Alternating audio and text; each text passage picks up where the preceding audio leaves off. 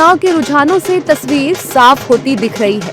NDA 190 सीटों के रुझानों के साथ पूर्ण बहुमत के साथ 2/3 सीटों पर काबिज होता दिख रहा है,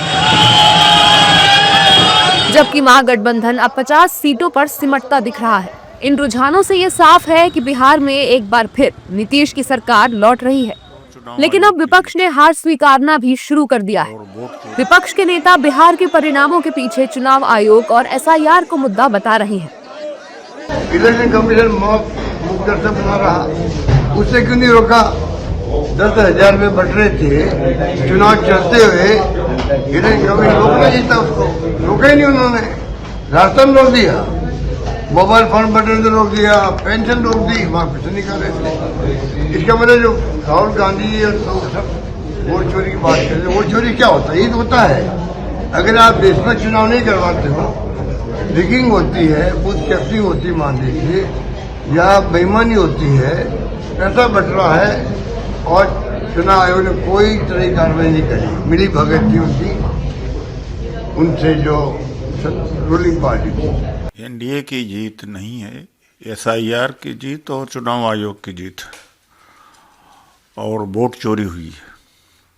महाराष्ट्र में, हरियाणा में सरकार वोट चोरी से बनाया है, और एसआईआर जो बिहार में हुआ, अंत तक हम लोग कहते रहे, ऑब्जेक्शन देते रहे, और बेईमानी चुनाव आयोग की इस हद तक कि कोई लिखित नहीं दे रहा है, जबकि 89 lakh objection SIR first print जो वोटर लिस्ट का, उसके बाद दिया गया, एक्नॉलेज ही नहीं करते।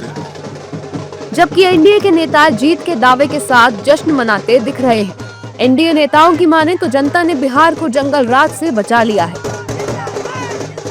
हृदय से आभार अभिनंदन कि जंगल राज को नकार कर विकास पर भरोसा की है दुनिया के सबसे लोकप्रिय नेता कर्मयोगी प्रधानमंत्री, गरीबों के मसीहा और विकास के भगीरथ माननीय प्रधानमंत्री श्री नरेंद्र मोदी जी पर, और यह प्रचंड बहुमत देकर यह जनता साबित कर दी है कि बिहार मोदी के साथ है। मोदी के विकसित भारत को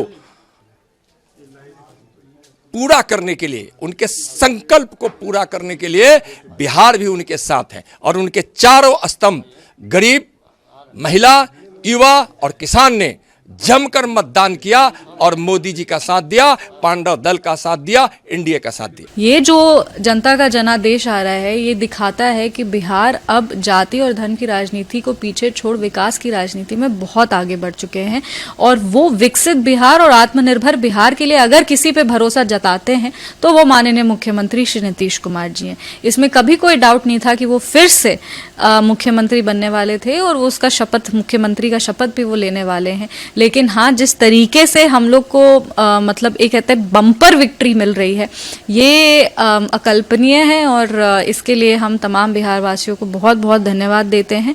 और जो भरोसा आपने एनडीए पे जताया है, ये हम आपको भरोसा दिलाते और विश्वास दिलाते हैं कि उस विश्वास पर एनडीए जरूर खड़ा उतरेगा। पटना से लेकर दिल्ली तक एनडीए नेता पटाखे फोड़ रहे हैं, गुलाल वाली होली खेल रहे हैं और जश्न भी मनाते दिख रहे हैं।